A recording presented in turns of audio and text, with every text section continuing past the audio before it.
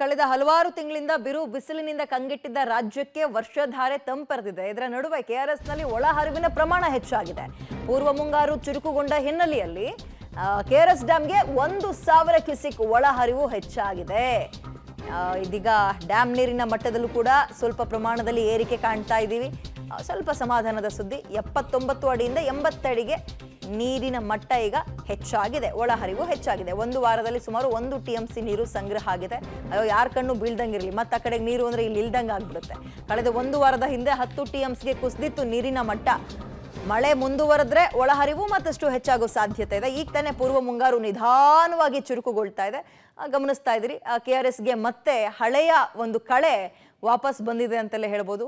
But 1 TMC ನೀರು ಹೆಚ್ಚಾಗಿದೆಯಂತೆ ಕಳೆದ ಒಂದು ವಾರದಿಂದ. ಸಂಪೂರ್ಣವಾಗಿ ಬರಡಾಗ್ಬಿಟ್ಟಿತ್ತು ಆ ಭಾಗದಲ್ಲಿ. ನಮ್ಮ ಪ್ರತಿನಿಧಿ, ಮೈಸೂರು ಪ್ರತಿನಿಧಿ ಒಂದು ಮಾಹಿತಿಯನ್ನ ಕೊಡ್ತಾ ಇದ್ರು, ಯಾವ ರೀತಿಯಾಗಿದೆ ಕೆಆರ್ಎಸ್ ಸುತ್ತಮುತ್ತ ನೀರಿಲ್ದೆ ಅಂತ.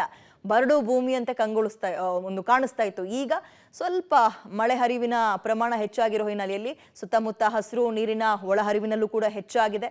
ಇದೇ ರೀತಿಯಾಗಿ ಮಳೆ ಮುಂದುವರೆದ್ರೆ ಸಹಜವಾಗಿ ನೀರಿನ ಮಟ್ಟ ಅನ್ನುವಂಥದ್ದು ಹೆಚ್ಚಾಗುತ್ತೆ. ಇದೀಗ ಒಂದು ವಾರದಲ್ಲಿ ಸುಮಾರು 1 TMC ನೀರು ಸಂಗ್ರಹ ಆಗಿದೆ ಅನ್ನುವಂತಹ ಮಾಹಿತಿ ಸದ್ಯಕ್ಕೆ ಸಿಗ್ತಾ ಇದೆ. ಸೊ ಕೆಆರ್ಎಸ್ನಲ್ಲಿ ವಾಪಸ್ ಅದರ ಕಳೆ ವಾಪಸ್ ಬಂದಿದೆ ಅಂತ ಹೇಳ್ಬೋದು.